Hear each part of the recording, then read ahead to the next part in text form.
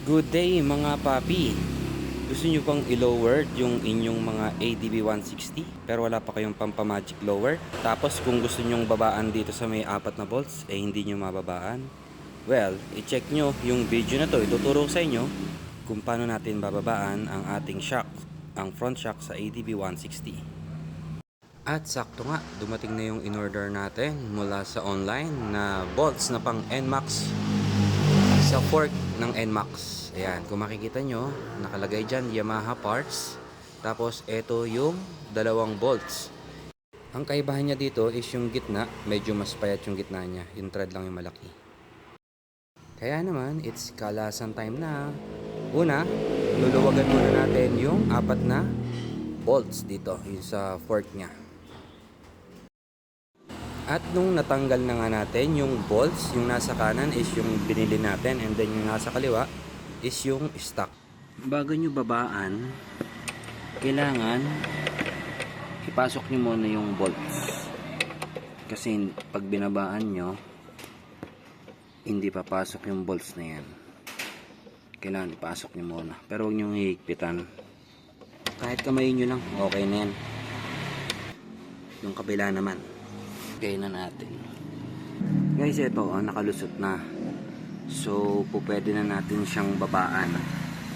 Kaso, ang problema, sumasayad dito sa plastic. Kaya, bihira talaga yung nailo-lower na ganito. Ayun, tingnan nyo. Sumasayad kapag binabaan nyo pa.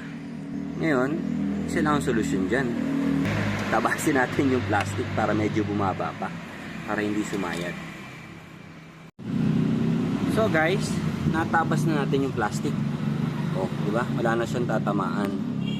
Ngayon, ang gagawin na lang natin is papalusutin natin kung hanggang saan siya pwedeng mag-lower nang walang tinatamaan dito sa ilalim.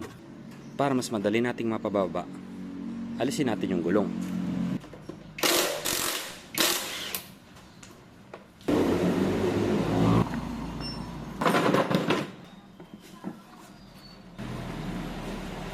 Tingnan nyo guys, oh. Ang laki ng na-adjust natin. Basta make sure lang walang tinatamaan pag ibinaling ng sagad. Feeling ko 1.5 inch tong naibaba natin. Ngayon, para mapantay sa kabila, ginagamitan ko ng ting-ting. Lalagay mo na siya dyan. O putulin mo yung sa hangganan.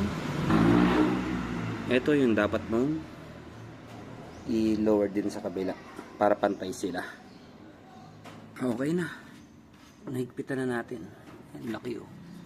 Laki ng nabawas natin. Ngayon, sasalpak na natin yung gulong. Tapos, higpitan natin ang sagad and then tingnan natin kung kamusta yung tindig. So guys, nahigpitan na natin, naibaba natin. Pero bago muna natin ipakita yung harap, ako feeling ko talaga ang ganda, lalong gumanda, lalong bumaba. Pakita ko muna sa inyo sa likod kung gaano kalaki yung naging clearance. Halos 4 fingers. Dati halos sahid na sa lupa yan. So eto na ngayon ang kinalabasan.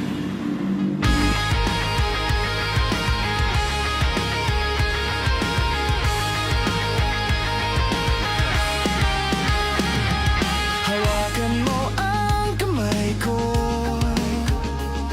at dadalhin kita saan mo man gusto. Akong magiging gabay mo.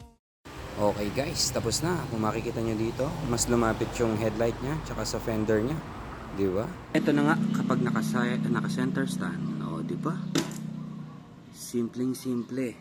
Wala pang 200 pesos. Basta may tools ka, magkakaroon ka na ng semi-lowered na ADB 160. At kung plano nyo ring mag-avail nung bolts na binili natin, check out nyo na sa Yellow Basket. Bye!